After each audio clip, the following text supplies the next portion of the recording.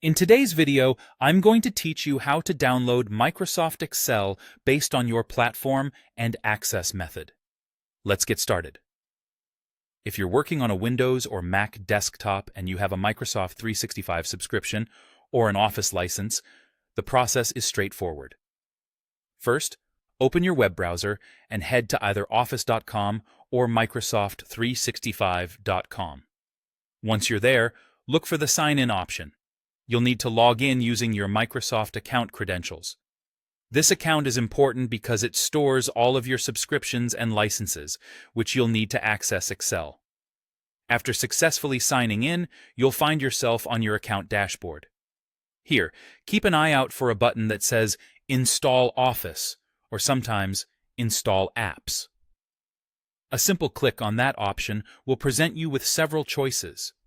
You should select Install Microsoft 365 Apps from this list. This choice will start the downloading process for the installer, which includes Excel as part of the suite.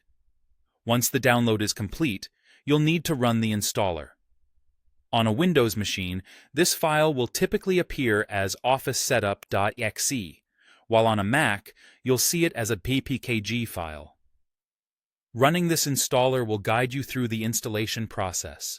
You'll follow the prompts that appear, and within a few minutes, Excel should be installed on your system. After the installation finishes, don't forget to sign in again in Excel. This step activates Excel with your subscription, allowing you full access to all its features.